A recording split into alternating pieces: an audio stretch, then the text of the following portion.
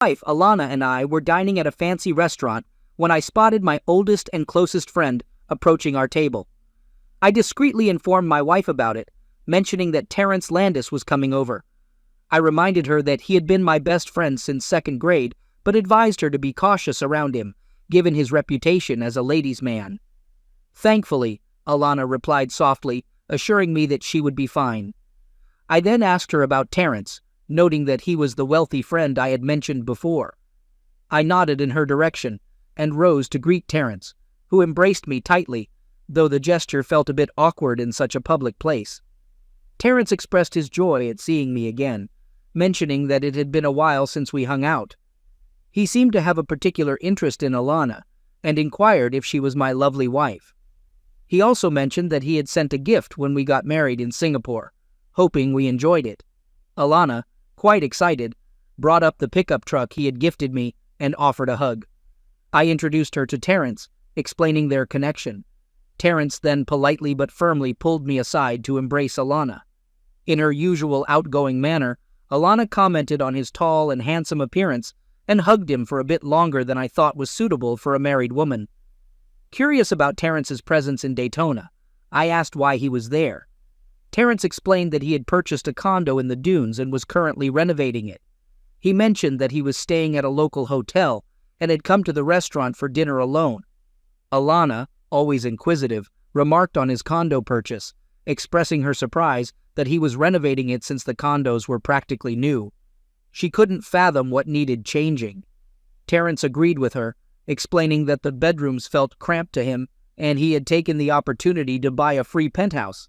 He planned to paint it and get new furniture. It was evident that Terrence was making an effort to impress Alana, who was particularly materialistic. Despite my decent income and savings, she seemed determined to spend us into financial trouble. We were celebrating our third anniversary, but her attention was primarily on Terrence, which didn't escape the notice of onlookers who looked at me sympathetically. I suggested that we focus on each other again as the waiter brought our food. Alana didn't argue, but intensified her focus on our steaks. Alana insisted that Terrence should join us, as my best friend was also her friend. Terrence hesitated, mentioning that he didn't want to intrude on our romantic dinner. However, Alana quickly intervened, instructing the waiter to set the table for Terrence, who was joining us for dinner. The waiter swiftly attended to it, and in no time, Terrence was seated at our table, dominating the conversation. I managed to win a game of solitaire on my phone, while he and Alana chatted about various topics. I didn't pay much attention to their conversation until Alana addressed me.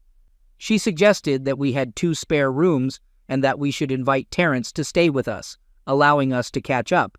Although she mentioned he could try her home-cooked meals, I suspected she'd order expensive takeout from fancy restaurants instead. I was taken aback by her suggestion and had my doubts about whether Terrence would appreciate her cooking. My first wife, Helen, passed away after 22 years of marriage.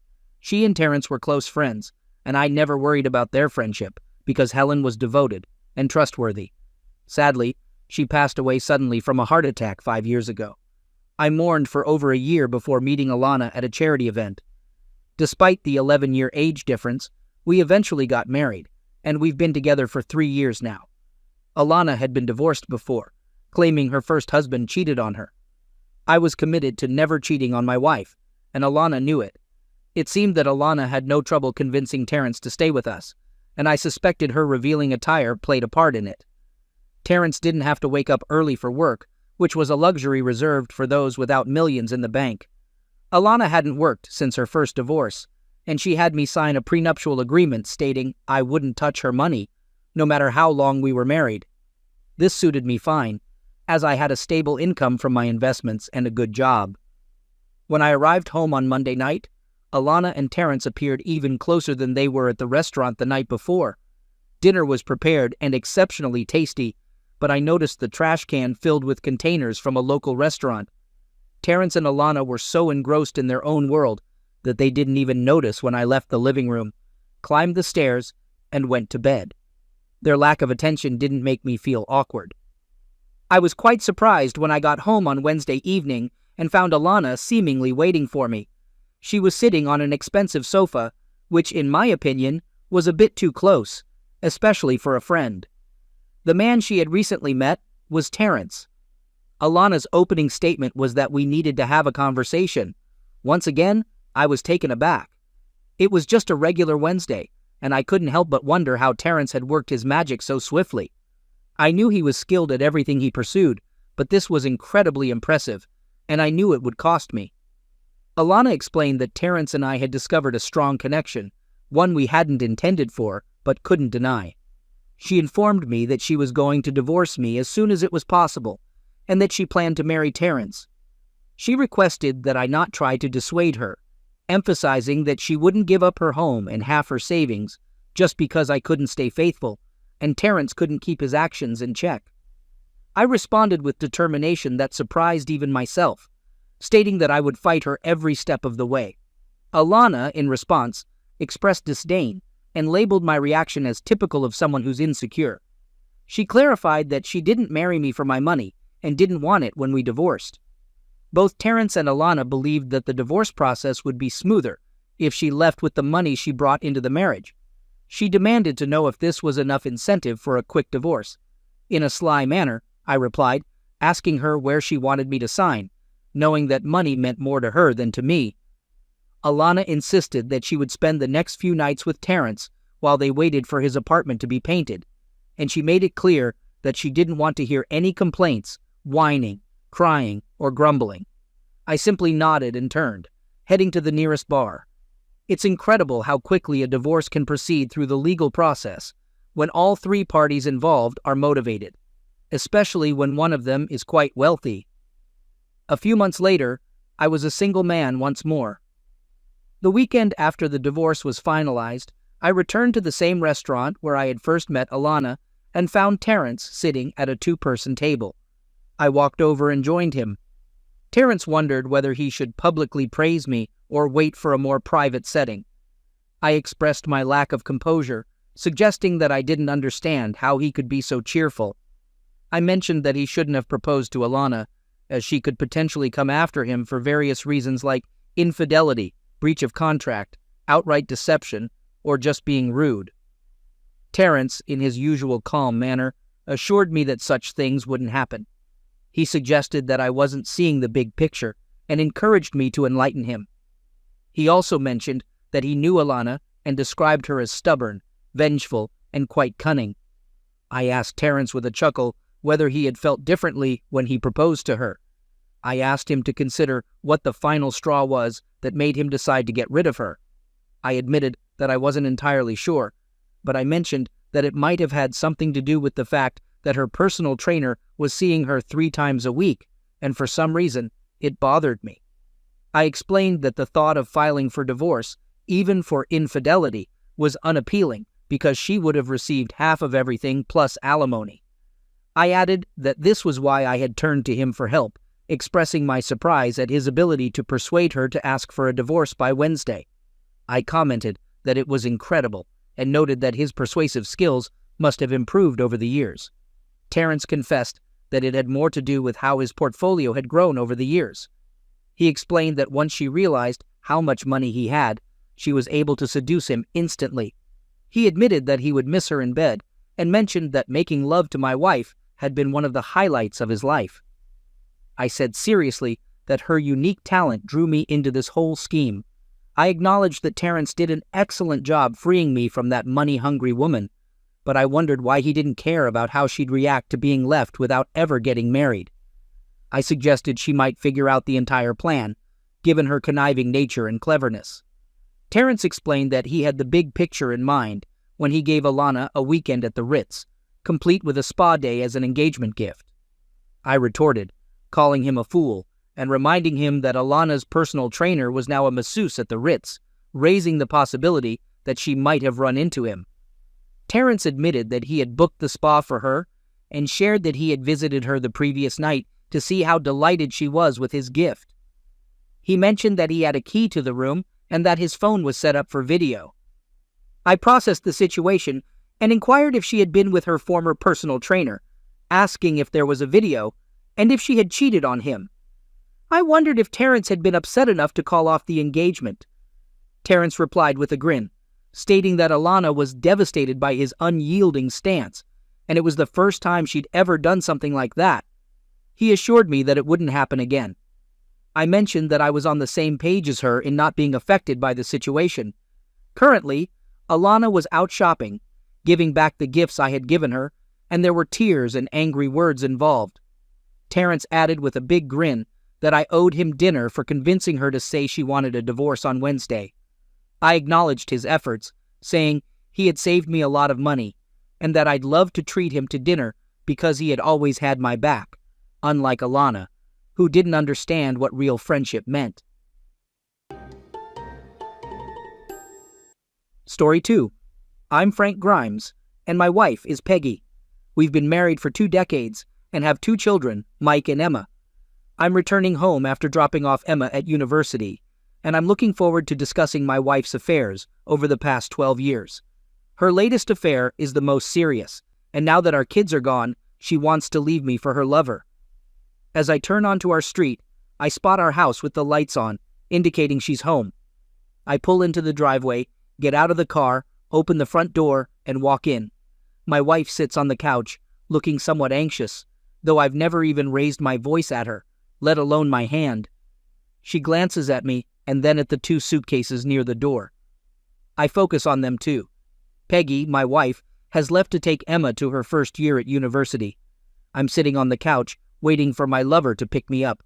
My suitcases are packed, and I've left Frank a note explaining my departure for another man.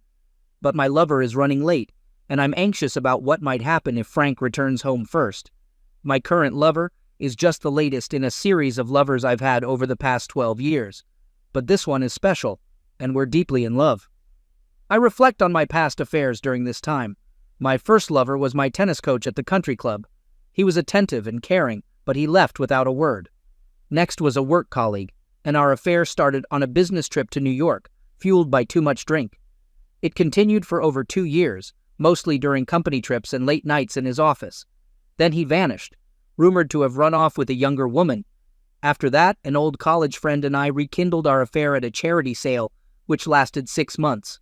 The most recent affair is with Tom, my best friend's husband.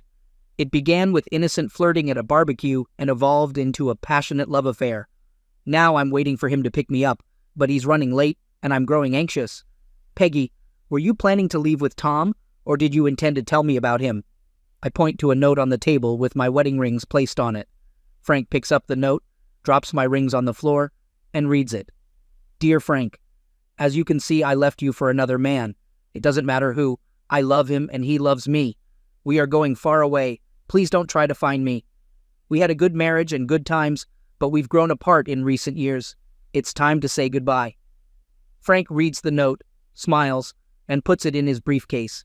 Then he turns to me and thanks me for the note, saying it will make things easier. He mentions a video of me with Tom in our bed, and I'm bewildered. Frank reveals that he's known about my affairs from the start and had me under surveillance. He shares that he got rid of my lovers to maintain a stable family for our children and avoid financial consequences in a divorce. Frank, let me share a little story with you. Back in elementary school, my closest friend was a boy named George Vanoni. He was a small kid who often got picked on, but I'd always step in to protect him, even if it meant taking a beating myself. Eventually, the school realized that messing with him meant dealing with me, and they didn't like the consequences. Our friendship continued through college and remains intact today. George's mother, whose maiden name was Gambini, belonged to the same Gambini family associated with the East Side. She had a desire to distance herself from the family's illegal activities, so they sent him to a regular high school and college. He pursued business and law as his majors, while I focused on business and accounting. Despite his mother's objections, he later joined the family business. As my investment firm prospered, I started handling their investments, which brought a sense of respectability to their financial endeavors. In return, I made a significant amount of money. George had always mentioned that he owed me a favor, and I eventually called in that favor when I learned about your professional tennis player. George assured me he could handle it, and soon, that player was no longer a concern. I became concerned when she appeared ill, so I fetched a bowl from the kitchen. Similar situations arose with your second and third lovers. Once you got involved with them, I made sure that Mike and Emma had a mother. If you hadn't considered leaving me, they would still be alive. She inquired, with tears streaming down her face, if it was my fault they were gone. I explained that I believed Tom was also deceased. However, I genuinely felt relief that she was leaving me for Tom. The kids were now in college and didn't need her. Tom was alive and waiting for her to join him. The look of relief on her face was quite something. Did she really think I'd confess to being rude to 3 men and let her off the hook? She asked why I hadn't simply let her go with Tom. I clarified that before she left, I wanted revenge. I reminded her of our little dog Fifi and how I always cared for her. The meat labeled for dogs only, in the freezer, came from her previous partners after their demise. So every time I saw Fifi do her business, it reminded me that her partners were nothing more than garbage. But that wasn't all. Glute and thigh muscles made great steaks, and she had even commented on how tasty they were when I grilled them. I asked her to think about the last time she had them. This time she actually threw up, but she missed the bowl on her dressing. I continued, telling her that now she knew. I pressed speed dial on my disposable phone, and 2 burly men entered through the front door. I informed her that these gentlemen would ensure her rendezvous with Tom, and she could spend the rest of her life with him, knowing she was accountable for the souls of her former lovers. I bid farewell to Peggy and expressed my hope that she would face the consequences. One of the 2 men grabbed Peggy's suitcases, while the other escorted her to the waiting car. She didn't utter another word, as promised. They spent the rest of their lives together, driving in Tom's car for precisely as long as it took to reach the bottom of the old quarry, 10 miles out of town. Now, they're all together in the same place, 1 cheating partner and 4 wife-stealing individuals. I love my life, and I have the proof that my beloved wife Peggy left me for another man. On that significant day in August 2005, my friend, an 18-year-old high school graduate, burst into the door of our cozy 2-room apartment, and I couldn't believe my incredible luck. Her lifelong dream of becoming an actress had always seemed quite achievable to me, given her undeniable beauty and exceptional talent. This was unsurprising, considering her vibrant cheerleading background and active involvement in various school drama productions throughout her school years. With her whole future ahead of her, the acting profession appeared to be a reachable reality. While my girlfriend had always been resolute about pursuing a career as an actress, I was still contemplating the direction of my own life. I wasn't particularly interested in college and was content working at McDonald's, allowing my girlfriend to take the lead. However, that day marked a turning point. Filled with excitement, she shared the news that she had secured a minor role in a highly acclaimed blockbuster film. It was an incredible development. Though she only had 2 lines to deliver, it felt like a monumental step toward fulfilling her dream.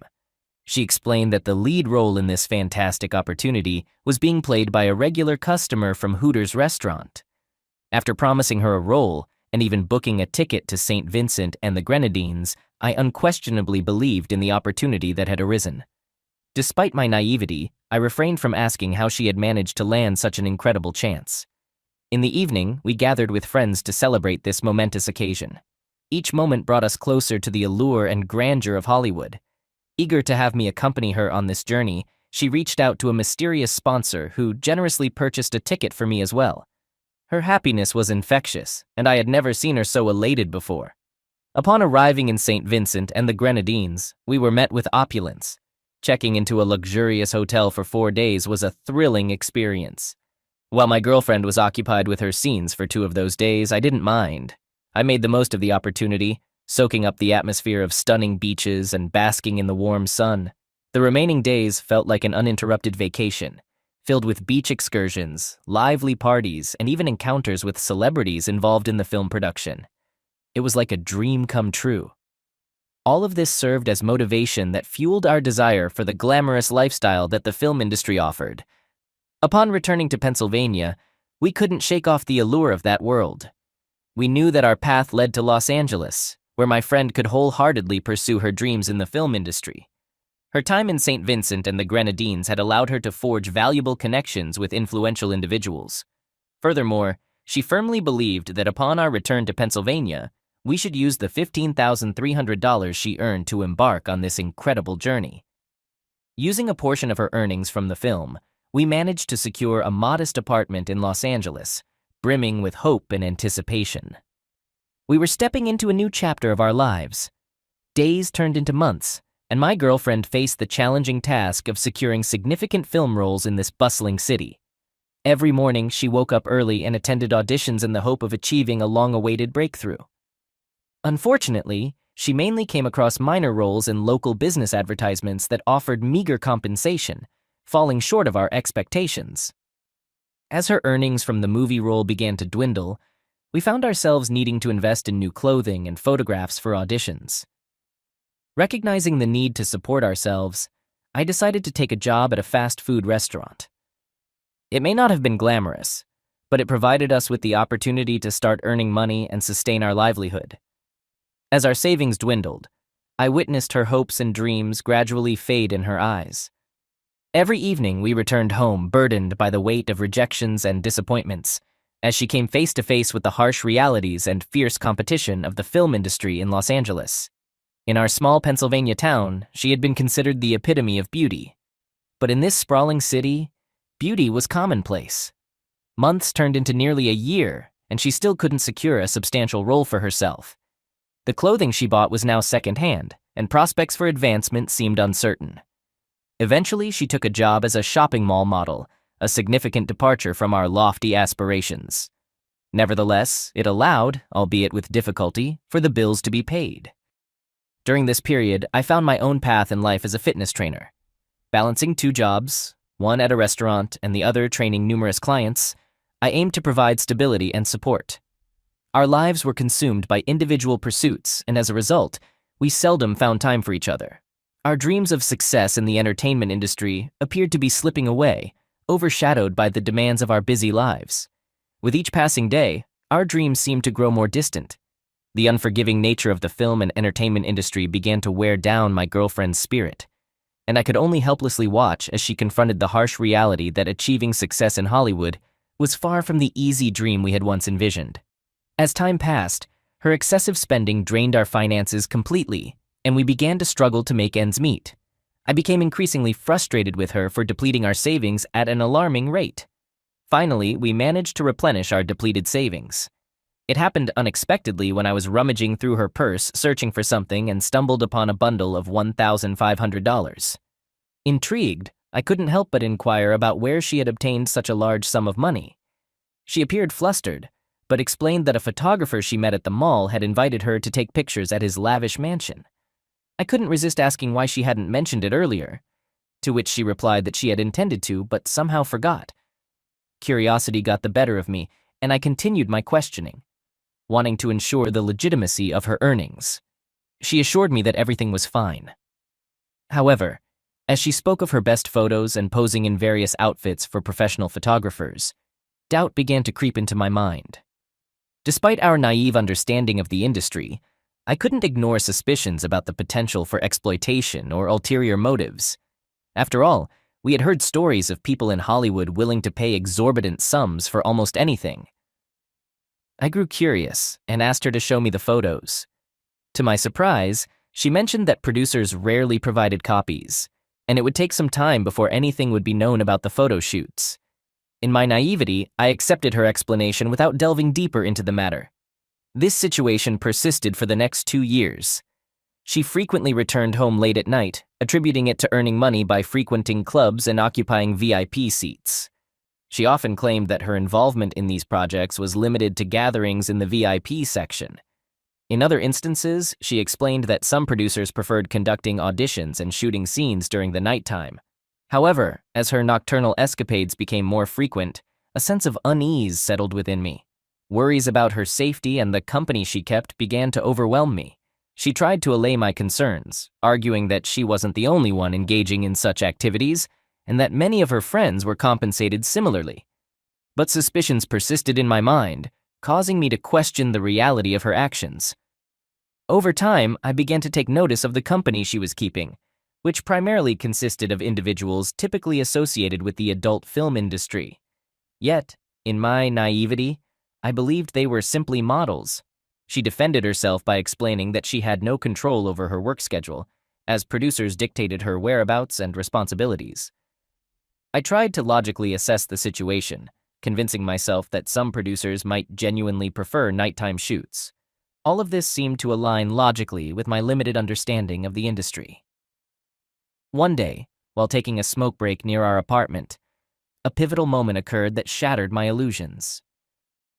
A man in a large SUV pulled up and dropped her off right in front of our house. In that moment, my views on her nocturnal adventures were called into question, leaving me stunned. Shocked by what I witnessed, I couldn't muster the courage to immediately confront her. Instead, I went inside the house and discreetly observed her through the blinds as she entered. Anxiety gripped me at that moment. With a determined decision to uncover the truth about her activities, I secretly planned to follow her the next Friday when she went out. On that Friday, she went on a date with her friends, and I quietly began trailing her. In the end, she ended up at a club with a long line outside. To my surprise, the club's promoter granted my girlfriend and her friends special privileges, allowing them to bypass the long queue and enter the establishment swiftly. In my quest for answers, I reluctantly had to bribe a bouncer generously to gain entry. Inside the club, I carefully scanned the crowd, desperately searching for her. Finally, I spotted her in the VIP section, chatting animatedly and enjoying drinks with her friends. It seemed to match her earlier explanation, and I lingered there for a while. As I began to grow tired and prepare to leave, doubts about the man in the SUV still nagged at me. But those doubts quickly vanished when I realized it was just an Uber Black, and I felt foolish for suspecting betrayal. After scolding myself for being paranoid, I convinced myself that everything was fine and returned to my normal routine. At the time, I worked as a fitness trainer and also dabbled in multi-level marketing, selling dietary supplements and insurance. Thankfully, my average earnings covered rent and my living expenses. When I took charge of managing my own finances, I couldn't help but notice changes in my girlfriend's behavior and appearance. She became more secretive about her financial matters, which raised concerns for me. Occasionally, she displayed aggression toward me, only to apologize later, claiming it was unintentional. Furthermore, she started concealing her finances and paid less attention to her spending, leaving me questioning her financial habits. Despite initially trying to brush these concerns aside, I couldn't ignore the significant decline in her financial stability. She began losing a considerable amount of weight, hardly ate, showed signs of excessive nervousness, and experienced sleep problems. She often slept for extended periods, causing me to worry about her well-being. In my attempt to address her health issues, I made sure she ate properly, attributing her behavior to stress. However, one night as I woke up, I noticed she wasn't in our bed. Baffled, I followed the noise coming from the bathroom, driven by anxiety. To my horror, I discovered my girlfriend using a prohibited substance in the bathroom. I stumbled upon a stash of illegal substances which caught her by surprise. In a panic, she attempted to hide everything but ended up spilling it on the floor. Her desperate actions to salvage the substances resembled a beggar clutching at scattered money. It marked a turning point in our relationship. Overwhelmed by emotions, both of us broke down in tears. She sincerely apologized and pledged to seek help and undergo rehabilitation immediately. It felt as though she had journeyed to Los Angeles, but lost not only herself, but also our connection along the way. Unflinchingly addressing her issues, she bravely kept her promise and checked into a rehabilitation center the very next day. Throughout her month-long stay at the clinic, she displayed genuine remorse and determination, clinging to the hope of overcoming this dark phase and resurrecting her dream. When she completed her rehabilitation program and returned home, she appeared revitalized and filled with newfound strength and resolve. A wave of relief washed over me. Her return was particularly significant as my birthday approached. We had a tradition of going all out for each other's birthdays, always striving to outdo ourselves and create unforgettable celebrations. One day she came home, casually tossing her purse next to me, and went to the bathroom. Curiosity got the better of me, and a few days before my birthday, I decided to search her bag. To my astonishment, I stumbled upon a CD labeled Pilot, and excitement and anticipation surged through me. Without hesitation, I popped it into the DVD player, eager to discover its contents, anticipating it might be a surprise related to me, or perhaps footage of a screen test she attended. I was utterly shocked and filled with anger as the unexpected truth unfolded on the screen. The video showed my girlfriend engaging in intimate activities with another man. It was an image I could hardly fathom. Overwhelmed by emotions, I stormed into the bathroom where she was showering, venting my anger and demanding an immediate explanation for her involvement in such actions. As she emerged from the shower, I noticed she was trembling, and she offered heartfelt apologies. She admitted that what I witnessed was initially meant as a one-time encounter, but had spiraled out of control. I could scarcely comprehend her words. Confused and in search of clarity, I asked her how long she had been involved in this industry. Reluctantly, she confessed that it had been ongoing for over a year. My confusion deepened when she struggled to provide an exact count of how many times she had participated in such activities. Citing the frequency blurred the boundaries and made it hard to keep track. What struck me even more was that the dates and timestamps on the videos coincided with the period when I believed she was in a rehabilitation center seeking help, not pursuing adult films for financial gain. Determined to rebuild my life, I cut off all contact with my ex-girlfriend and focused on my career as a fitness trainer and my involvement in multi-level marketing. Unfortunately, the latter turned out to be a pyramid scheme that was eventually shut down by authorities, dashing my hopes. Undeterred, I decided to invest my savings in opening a gym. However, the high expenses in California posed a significant challenge. Opting to join the Planet Fitness franchise, I seized the opportunity to open a small gym in my Pennsylvania hometown before leaving California. Wanting to be transparent, I reached out to my ex-girlfriend to inform her of my departure. Despite our breakup 6 months earlier, our connection remained strong, and our phone conversation stirred up emotions in both of us. She spoke of feeling abandoned, emphasizing that I had brought her to California and then abandoned her when she needed me most. Her words left me speechless, and I found myself immersed in memories of our shared youth and the dreams we once held together. Having made the decision to return to my hometown, I took the initiative to establish the Planet Fitness Center. As the business began to thrive, I also found solace in close relationships that brought joy and fulfillment back into my life. However, over time I heard unsettling rumors that my ex-girlfriend had turned to a life of street-based solicitation to support her illegal substance use. Initially skeptical, I decided to investigate and discover the truth firsthand. What I uncovered left me utterly shocked. The person I once knew had become a mere shell, devoid of the vibrant soul I had cherished. About 2 years after the opening of my gym, the situation took an unexpected turn. Everything had been going smoothly for me. The membership at my gym kept growing and it seemed like life was on a positive trajectory. But then, an unexpected and devastating piece of news reached me. My ex-girlfriend had passed away while with a client, having consumed an excessive amount of a prohibited substance. The moment I received this heart-wrenching information, chills ran down my spine, and I rushed home. Unable to contain my emotions, I sat on the shower floor, overcome by uncontrollable grief and tears. To this day, I still carry guilt and never cease to wonder if I could have done something differently. Despite reassurances from my therapist, pain and regret continued to weigh heavily on my heart.